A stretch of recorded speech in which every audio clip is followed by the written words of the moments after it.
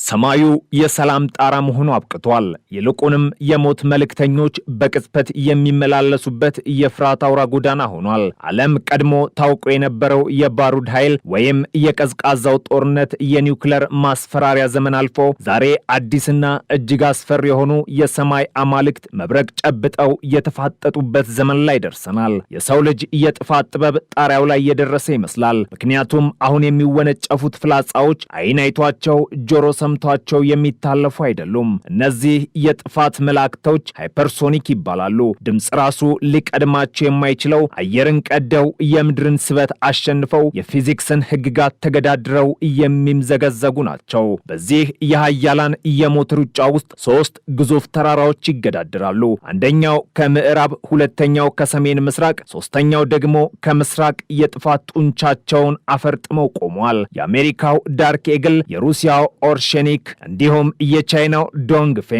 እነዚህ ሶስት የጦር መሳሪያዎች ዝም ብለው ሚሳኤሎች አይደሉም። የዘመናችን የቴክኖሎጂ ጣራ፣ የጂኦፖለቲካ ማስፈራሪያና የሰው ልጅ የመጨረሻው የፍርድ ቀን የመለከት ድምፅ ጠቋሚዎች ናቸው። እስቲ እነዚህን የሰማይ ላይ አውሬዎች በዝርዝርና በጥልቀት በንጽጽር እንመልከት። የአሜሪካው ዳርክ ኤግል ስሙ እንደሚያመለክተው ይህ መሳሪያ በጨለማ ውስጥ አድብቶ በድምፅ አልባ ፍጥነት ተምዘግዝጎ የሚነክስ የሰማይ አውሬ ነው። አሜሪካ ለዓመታት በሃይፐርሶኒክ ውድድር ውስጥ ከሩሲያና ከቻይና ወደ ኋላ ቀርታ ነበር በሚል ስትወቀስ ቆይታለች። ዳርክ ኤግል ወይም ሎንግ ሬንጅ ሃይፐርሶኒክ ዌፐን ግን ይህንን ክፍተት ለመሙላት ብቻ ሳይሆን ጨዋታውን ለመቀየር የመጣ የጨዋታ ቀያሪ ነው ወይም ጌም ቼንጀር ነው። ዳርክ ኤግል እንደ ተራ ባላስቲክ ሚሳይል ወደ ላይ ተተኩሶ በግምት ወደ ታች የሚወርድ ድንጋይ አይደለም። ይህ መሳሪያ ሁለት ዋና ክፍሎች አሉት። አንደኛው እንደ ማስወንጨፊያ የሚያገለግለው ሮኬት ሲሆን ሁለተኛውና ዋናው ክፍል ደግሞ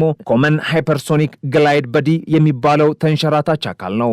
ሮኬቱ ተወንጫፊውን አካል ከባቢ አየር ጠርዝ ላይ ካደረሰው በኋላ ይለቀቃል። ከዚያ በኋላ ነው ተአምሮ የሚጀምረው። ተንሸራታቹ አካል በድምፅ ፍጥነት ከ5 እጥፍ በላይ አንዳንዶቹ እስከ 17 ይደርሳል ብለው በሚገምቱት ፍጥነት አየርን እየቀዘፈ ይወርዳል። የዳርክ ኤግል ዋና ጥንካሬው ፍጥነት ብቻ ሳይሆን ቅልጥፍናም ጭምር ነው። ልክ እንደ ንስር አሞራ ኢላማውን ሲያይ አቅጣጫውን የመቀየር ወደ ግራና ቀኝ የመታጠፍ እንዲሁም ወደ ላይና ታች የመውጣት ብቃት አለው። የባህሪው የአየር መቃወሚያ ሲስተሞችን ያሳብዳል። የራዳር ስክሪን ላይ ሲታይ ሚሳኤሉ የት እንደሚያርፍ ለመተንበይ አይቻልም። ዛሬ ለንደን ላይ ያለ የሚመስለው ሚሳኤል በደቂቃዎች ውስጥ ፓሪስን አልፎ በርሊንን ሊመታ ይችላል። የአሜሪካ ጦር ይህንን መሳሪያ ያዘጋጀው በዋናነት ለከፍተኛ ዋጋ ላላቸው ኢላማዎች ነው። ይህም ማለት የጠላት መሪዎች ያሉበትን ባንከር፣ የራዳር ጣቢያዎችና የኒውክሌር ማስወንጨፊያዎችን በቅጽበት ለማውደም። ዳርክ ኤግል የሚታጠቀው የኒውክሌር ራስ ሳይሆን መደበኛ ፈንጅ ወይም በተነሳበት የፍጥነት ጉልበት ብቻ ኢላማውን ድራሹን የሚያጠፋ ቴክኖሎጂ ነው። ከ2700 ኪሎ ሜትር በላይ ይምዘገዘጋል። ይህ መሳሪያ በምድር ላይ ካሉ ተንቀሳቃሽ ማስወንጨፊያዎች ስለሚተኮስ ጠላት መቼና ከየት እንደሚተኮስ ለማወቅ ይቸገራል። አሜሪካ ይህንን ንስር ያዘጋጀችው ሩሲያና ቻይና የፈጠሩትን የማይደፈር ክልል ለመስበር ነው። ኦርሼኒክ የሚለው ስም በሩሲያኛ የሐዘልነት ዛፍ እንደማለት ነው። ስሙ ለስላሳ ቢመስልም ተግባሩ ግን ሲኦልን ወደ ምድር ማምጣት ነው። በቅርቡ በዩክሬን ጦርነት ላይ በዴኔፕሮ ከተማ በድንገት ብቅ ያለውና ዓለምን ያስደነገጠው ይህ ሚሳኤል ሩሲያ በሃይፐርሶኒክ ቴክኖሎጂ ያላትን የመሪነት ሚና ያረጋገጠበት ክስተት ነበር። ኦርሼኒክ ከዳርክ ኤግል የሚለየው ባወቃቀሩ ነው። ይህ የመካከለኛ ርቀት ተወንጫፊ ሲሆን አደገኛነቱ የሚመነጨውም መልቲፕል ኢንዲፔንደንት ሬንትሪ ቬክልስ የተሰኘው ቴክኖሎጂ ስላለው ነው። ይህ ማለት አንድ ሚሳኤል ወደ ሰማይ ከተተኮሰ በኋላ ወደ ታች ሲመለስ ለ6 ወይም ከዚያ በላይ ለሚሆኑ የብረት ዝናቦች ይከፈላል። ልክ እንደ ርችት ተበትነው፣ ነገር ግን እያንዳንዳቸው የየራሳቸውን ኢላማ ይዘው በሃይፐርሶኒክ ፍጥነት ይወርዳሉ። የኦርሼኒክ አስፈሪነት የማይጠለፍ መሆኑ ነው። ፕሬዚዳንት ፑቲን እንደገለጹት በአሁኑ ሰዓት በዓለም ላይ ይህንን ሚሳኤል መጥለፍ የሚችል ቴክኖሎጂ የለም። በሚወርድበት ጊዜ የሚፈጥረው ሙቀትና ፍጥነት ማንኛውንም የጸረ ሚሳኤል መከላከያ ቀፎ ሰብሮ ይገባል። ኦርሼኒክ ኒውክሌር የመሸከም አቅም ቢኖረውም በዩክሬን ላይ የተሞከረው ግን ያለ ፈንጂ በባዶ የብረት ኃይል ብቻ ነው። ነገር ግን በሚፈጥረው የፍጥነት ግጭት ምክንያት እንደ ትልቅ ቦምብ ወይም እንደ መሬት መንቀጥቀጥ ያለ ጥፋት አድርሷል። ይህ ሚሳኤል እንደ አሜሪካው ዳርክ ኤግል ተንሸራታች ብቻ ሳይሆን ወደ ላይ ወጥቶ በከፍተኛ ኃይል የሚወርድ ባላስቲክ ባህሪ ያለው፣ ነገር ግን በመጨረሻው ምዕራፍ ላይ እጅግ ፈጣንና ኢላማውን በብልሃት የሚመርጥ ጭብጥ ነው። የኦርሼኒክ መልእክት ግልጽ ነው። የትም ብትደበቁ፣ የትኛውም የጥላ ዣንጥላ ብትዘረጉ የህብረት ዝናብ ጣራችሁን ሰብሮ ይገባል የሚል ነው። የምስራቁ ኃይለኛው ነፋስ የቻይናው ዶንግፌንግ 27 ከምስራቅ በኩል የሚነፍሰው ነፋስ ደግሞ ሌላ ታሪክ አለው። ቻይናውያን በሚሳኤል ቴክኖሎጂ በተለይም አሜሪካን በፓሲፊክ ውቅያኖስ ላይ ለመገዳደር በሰሩት ስራ ብዙ ርቀት ተጉዘዋል። ይህ ከዳርክ ኤግልና ከኦርሼኒክ ጋር የሚወዳደረውና አንዳንዴም የሚበልጠው ሚሳኤል ዲኤፍ ወይም በቅጽል ስሙ የሃዋይ ኤክስፕረስ ነው። ዶንግፌንግ ማለት የምስራቅ ነፋስ ማለት ነው። ዲኤፍ 27 የቻይና የሃይፐርሶኒክ ግላይድ ቬክል ቴክኖሎጂ ውጤት ነው። የአሜሪካ ጦር ሪፖርቶች እንደሚያመለክቱት ይህ ሚሳኤል ከ5000 እስከ 8000 ኪሎ ሜትር መጓዝ ይችላል። ይህ ማለት ከቻይና ምድር ተነስቶ በፓሲፊክ ውቅያኖስ መሃል ያለውን የአሜሪካን የጓም ጦር ሰፈር አልፎ ሃዋይን የመምታት አቅም አለው። የዲኤፍ 27 ወይም ዶንግፌንግ 27 ልዩ ባህሪው የሚንቀሳቀሱ ኢላማዎችን በተለይም የአውሮፕላን ተሸካሚ መርከቦችን የማደን ብቃቱ ነው። የአሜሪካው ዳርክ ኤግል ቋሚ ኢላማዎችን ወይም የማይንቀሳቀሱትን ለመምታት የተሻለ ሲሆን የቻይናው ሚሳኤል ግን በውቅያኖስ ላይ የሚንሳፈፉ ከተማዎችን ወይም መርከቦችን ከሰማይ አድኖ የማስጠም ዓላማ አለው። ይህም አሜሪካ በባህር ኃይሏ የምትመካበትን ጉልበት ከንቱ ሊያደርገው ይችላል። የቻይና ሚሳኤሎች ልክ እንደ ዳርክ ኤግል ቡስት ግላይድ ቴክኖሎጂን ይጠቀማሉ። ከባቢ አየርን እየላሱ ልክ እንደ ድንጋይ ውሃ ላይ ሲወረወር እንደሚፈናጠረው አይነት አካሄድ እየሄዱ ኢላማቸውን ይፈልጋሉ። እነዚህን ሶስት የሞት መልእክተኞች ስናወዳድራቸው ልዩነታቸው በፍጥነት ብቻ ሳይሆን የተሰጣቸው ተልእኮና ፍልስፍናም ላይ ነው። ዳርክ ኤግል የሚያተኩረው ትክክለኛነትና የቀዶ ጥገና ጥቃት ላይ ነው፣ ወይም ሰርጂካል ስትራይክ ነው። ዓላማው የጠላት አይን ወይም ራዳርና አንጎልን ማጥፋት ነው። አሜሪካ እስካሁን ይህንን መሳሪያ ለኒውክለር ሳይሆን ለመደበኛ ጦርነት አያዘጋጀችው። ኦርሼኒክ ወይም የሩሲያው ሚሳኤል የሚያተኩረው ጉልበትና የስነ ልቦና ጫላይ ነው። ብዙ ራሶች ተሸክሞ መውረዱ ጠላትን ግራ ከማጋባት አልፎ በተመታው አካባቢ የምጽአት ቀን ስሜት ይፈጥራል። ኒውክለር የመሸከም አቅሙ ደግሞ አትንኩኝ የሚል የማስጠንቀቂያ ደውል ነው። ዲኤፍ 27 ወይም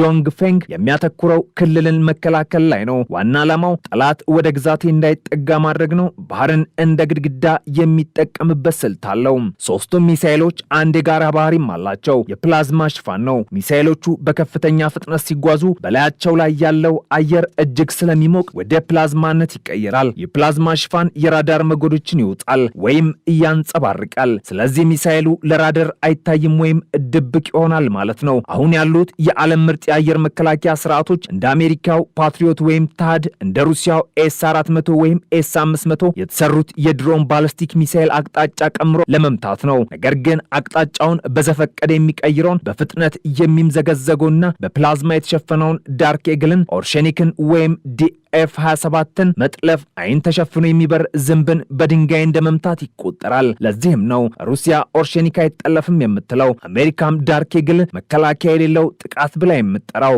ኦርሼኒክ ብዙ ራሶች የሚያዝ አቅሙ በአንድ ጊዜ ሰፊ ቦታን ለማውደም እድል ይሰጠዋል። የዳርክ ኤግል ግን ለአንድ ወሳኝ ኢላማ የተሰራ ስለሆነ ጉዳቱ ነጥብ ላይ ያተኮረ ነው። የቻይናው ዲኤፍ 27 ወይም ዶንግፌንግ ደግሞ እንደ አስፈላጊነቱ ሁለቱንም ሊያደርግ ይችላል። በተለይ መርከቦችን ከመታ የጉዳት መጠኑ በገንዘብና በሰው ሕይወት እጅግ ከፍተኛ ነው። ዓለም በጠርዝ ላይ ቆማለች። ድሮ ጦርነት ይነሳል ተብሎ ሲፈራ መሪዎች ቀይ መስመር የስልክ ጥሪ ያደርጉ ነበር። ሚሳኤሎች ከተተኮሱም ለመድረስ 30 ደቂቃ ይፈጅ ነበር። ያ ጊዜ ለጸሎት ወይም ለመጨረሻ ውሳኔ ይበቃ ነበር። አሁን ግን ዳርክ ኤግል፣ ኦርሼኒክና ዶንግፌንግ ይህንን የጊዜ ገደብ አጥፍተውታል። ከሞስኮ እስከ ለንደን፣ ከቤጂንግ እስከ ጓም፣ ከዋሽንግተን እስከ ሞስኮ ያለው የሞት ጉዞ በደቂቃዎች ውስጥ የሚጠናቀቅ ሆኗል። እነዚህ መሳሪያዎች የሰላም ዋስትናዎች ሳይሆኑ የጥርጣሬ ምንጮች ናቸው። አንዱ ሲተኩስ ሌላኛው ኒውክለር ነው ወይስ ተራ ቦምብ ብሎ ለመለየት ጊዜ የለውም። መልሱ ወዲያውኑ መልሶ መምታት ብቻ ይሆናል። ዳርክ ኤግል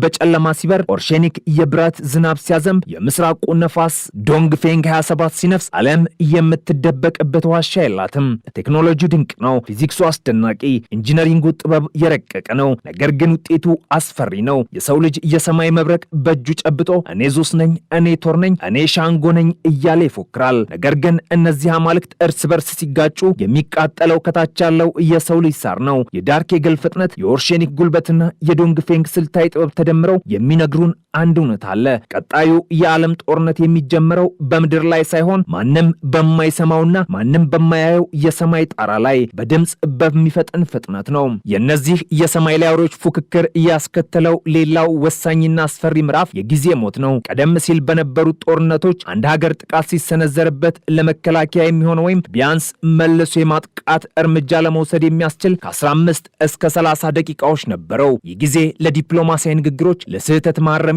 ወይም ለህዝብ ማስጠንቀቂያ በቂ ነበር። ዳርክ ኤግል፣ ኦርሼኒክና ዲኤፍ ወይም ዶንግፌንግ 27 ግን ይህንን የህይወት ፋታ ወደ ዜሮ አወርደውታል። የሞት መልእክተኛው ከመነሳቱ መድረሱ ስለሚቀድም የሰው ልጅ ዕጣ ፈንታ በሰከንዶች ውሳኔ ላይ ተንጠለጠለ ሆኗል። ይህ የፍጥነት እብደት ዓለምን ወደ ሌላ አስፈሪ እርምጃ እየገፋት ነው። የሰው ልጅ አእምሮ በሚሳኤሎቹ ፍጥነት ልክ ማሰብና መወሰን ስለማይችል የመከላከልና የመልሶ ማጥቃት ውሳኔን ለአርቲፊሻል ኢንተሊጀንስ ለመስጠት እየተገደደ ነው። ማሽኖች የራዳር መረጃን ተመልክተው የመጣው ሚሳኤል ኒውክለር መሆኑን ወይም አለመሆኑን ገምተው በሰከንዶች ውስጥ የመልሶ ማጥቃት ቁልፍን የሚጫኑበት ዘመን እውነት እየሆነ ነው። የሰው ልጅ የገዛ ጠፈንታውን በራሱ እጅ በሰራው ቀዝቃዛ ኤሌክትሮኒክስ እጅ ላይ እየጣለ ነው። ይህ ደግሞ ተርሚኔተር በፊልም ያየነው የዓለም ፍጻሜ ወደ እውን ዓለም የሚጋብዝ ይመስላል። በሌላው በኩል መርስ ሲገኝ ማርከሻውም አብሮ እንደሚታሰበው ሁሉ ሀያላኑ ሀገራት ይህንን የማይጠለፍ የተባለ ቴክኖሎጂ የሚገዳደር ጋሻ ለመስራት በቢሊዮን ዶላሮች የሚቆጠር ገንዘብ እያፈሰሱ ነው።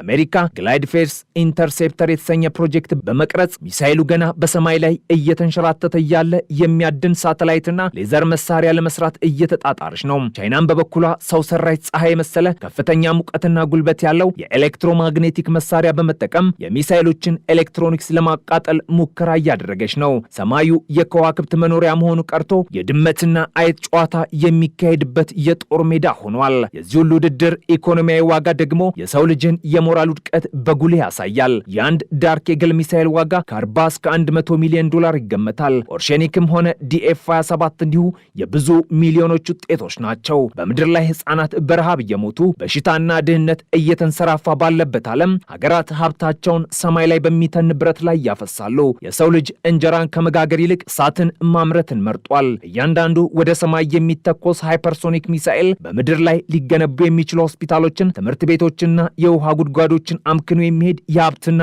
የሞራል ኪሳራ ነው። በመጨረሻም የዳርክ ኤግል የኦርሼኒክና የዶንግፌንግ መልእክት አንድ ነው። የሰው ልጅ የጥበብ ጥግ ራሱን የማጥፋት ብቃቱ ላይ ደርሷል። እነዚህ መሳሪያዎች ለሰላም ማስከበሪያነት ተብለው ቢሰሩም ውጤታቸው ግን አለመረጋጋት ነው። አንዱ ሲታጠቅ ሌላው ይሰጋል፣ አንዱ ሲሞክር ሌላው ይደነግጣል። ይህ የጥርጣሬ ሰንሰለት ደግሞ በማንኛውም ሰዓት ሊበጠስ ይችላል። የዛሬው ዓለም ሰላም እየተንጠለጠለው በመተማመን ላይ ሳይሆን እኔን ብትነካኝ አጠፋሃለሁ በሚለው የፍርሃት ሚዛን ላይ ነው። ነገር ግን ይህ ሚዛን የሚጠበቀው ማንም እስካልተሳሳተ ድረስ ብቻ ነው። በአንዲት የቴክኒክ ስህተት ወይም በአንዲት የተሳሳተች የኮምፒውተር ንባብ ምክንያት እነዚህ የሰማይ አማልክት ቁጣቸውን ካወረዱ አሸናፊና ተሸናፊ የሚባል ነገር አይኖርም። የሚኖረው አመድና ዝምታ ብቻ ነው። የሰው ልጅ ከታሪክ የሚማረው ነገር ቢኖር ከታሪክ አለመማሩን ብቻ ነው። ሰማዩን የተቆጣጠርን መስሎን መሬቱን እንዳናጣው ያስፈራል።